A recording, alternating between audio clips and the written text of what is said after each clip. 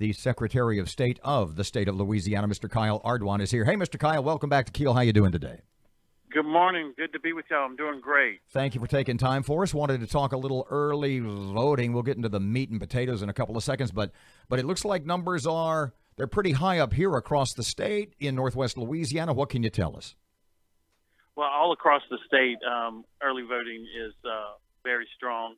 We've already exceeded, through yesterday, we've already exceeded all early voting and absentee statewide from 2015. We've now reached 253,000 plus votes statewide, whereas in 2015, all of the vote was 148,000. So we're really pleased. Bossier's well over 5,000. Caddo Parish is over 7,000. DeSoto's over 2,000, and Webster's over 3,000. All those numbers are double or more of what the numbers were in 2015. You've got your finger on the pulse of the state. You talk to a lot of folks probably every day. What do you think? Is it one specific race, a number of races? Is it more town by town, parish by parish? Why are the numbers so substantially higher? Well, I think several factors. I think there's a lot of contested local races, which tend to bring out folks to vote. But I think what we're seeing is a strong interest in early voting by our chronic voters. This doesn't, from our calculations, this doesn't mean that these are new voters, so to speak, but they've been our strong chronic voters over the years, and they're just choosing to vote early. But what that does do is open up the door for our campaigns to then expand their get out the vote effort beyond the chronic voters for the week after early voting. But folks still have a lot of time to early vote today and tomorrow through 6 p.m. each day. And so we're really encouraging people to take use of early voting, especially with a lot of good home football games around the state. Kyle, I'm sorry I call you Kyle. Mr. Ardoin, apologize. No, that's fine. A lot of concern about why the numbers of who's voting are being released in terms of on party lines, racial lines. Why are you? Because it might skew elections. There's concern about that. Why are those kinds of demographic information numbers released about who's early voting? Well, that's just normal demographic information that we release on a regular basis for any election. Certainly people can order a list of registered voters by demographics, by precincts, however they want to do it. It's one of those things where political consultants are constantly utilizing that data in order to turn out the vote for their candidates. And campaigns, politicians are wanting to know, well, who's turning out so that they know who to go after, whether it's age demographics, race demographics, or by media market.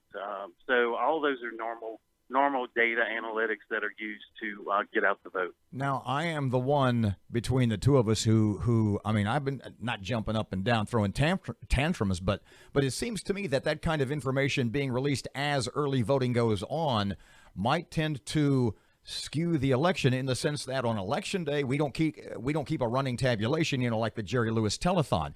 Would you happen to know what the original theory was behind that, how it got into place, and what would be the process in changing that, i.e. keeping all that information, how many people voted, party by party, etc., until after the actual election day? Well, I guess that would take a passage of a law to prevent that information from being disclosed. I mean, it's all public information and public record. I don't know that we could, other than through law being changed. Pardon me, sir. Has anybody ever said to you, or has the topic ever come up? We know no, how many. Not at all. Really? I guess I would turn things around on you and say in 2015, the demographics were strong in the Democratic side of things versus the conservative side of things, and so. Nobody was complaining about whether data was given out at that time. I mean, this is the first time anybody has ever broached that subject with me at any time. Do you anticipate today and tomorrow could be huge days for early voting, and we'll see these numbers go way beyond we ever expected? They already are beyond what we've ever expected, and I do expect them to continue to grow, and I think that's a very positive thing for Louisiana. The more people participating in the democratic process, is good for our state. I think it's great for our local communities. I think you're just seeing a lot of interest amongst chronic voters, and that may expand it to others to be energized to get out and vote, whether it's over the next 2 days, today and tomorrow, or on Election Day, October 12th. You know, Mr. Kyle, there are candidates in our part of the state, and that's what I wanted to know about the rest of the state, if you've seen anything or you think it's going to be a factor.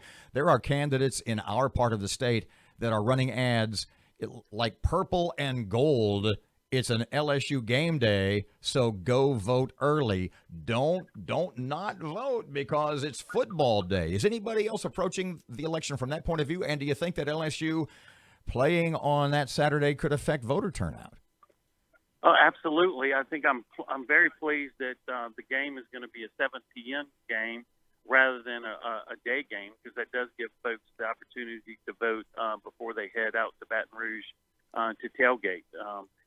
There are other football games around the state that are home games, and higher universities playing each other in the state. And so we're just urging everybody to take advantage of early voting so that they can register their vote for the future of our great state.